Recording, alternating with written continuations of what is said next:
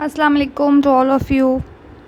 آج میں آپ کو ایک کہانی سنانے جا رہی ہوں اور مجھے امید ہے کہ اس کے ذریعے ہم سب کی اپنے خدا سے مانگی جانے والی دعاؤں میں یقین اور پختگی آئے گی۔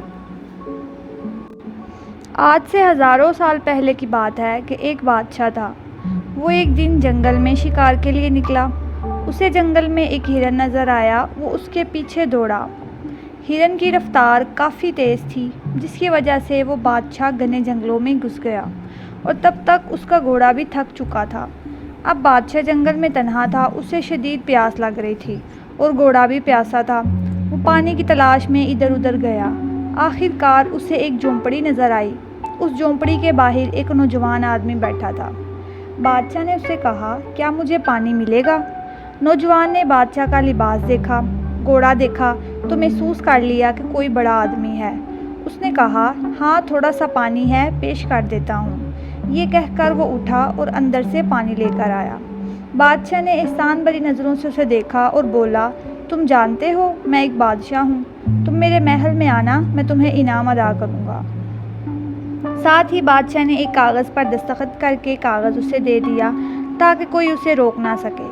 ایک دن نوجوان کو خیال آیا کہ کیوں نہ چل کر بادشاہ سے انعام حاصل کیا جائے۔ اس خیال کے آنے پر اس نے بادشاہ کے محل کا رخ کر لیا۔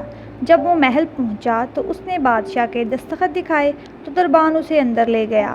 دور سے اس نے دیکھا کہ بادشاہ ایک جھروکے میں ہاتھ پھیلائے بیٹھا ہے اور دعا کر رہا ہے۔ نوجوان نے دربار سے پوچھا، "بادشاہ سلامت کیا کر رہے ہیں؟" دربان نے جواب دیا کہ یہ اپنے اللہ سے مانگ رہے ہیں۔ نوجوان آدمی نے کہا، "لیکن یہ تو خود بادشاہ ہیں، انہیں مانگنے کی کیا ضرورت ہے؟" دربان نے جواب دیا، "سبھی اللہ سے مانگتے ہیں، وہی سب کو دیتا ہے۔" یہ سن کر نوجوان نے کہا، "اگر یہ بات ہے تو پھر مجھے جانے دو۔ کیوں، کیا ہوا؟ بادشاہ سلامت سے ملنے کے لیے آئے ہو اور بغیر ملے جا رہے ہو؟" دربان نے حیرت سے پوچھا۔ "ہاں، جا رہا ہوں، تم مجھے جانے دو۔" یہ کہہ کر وہ مڑا اور باہر کی طرف چل دیا۔ اتنے میں بادشاہ دعا سے فارغ ہو گیا۔ اسے نوجوان کے بارے میں بتایا گیا۔ بادشاہ تو خود اس کا انتظار کرتا رہا تھا۔ وہ چاہتا تھا اسے انعام دے۔ اس نے فوراً دربانوں کو اس کی طرف دوڑایا۔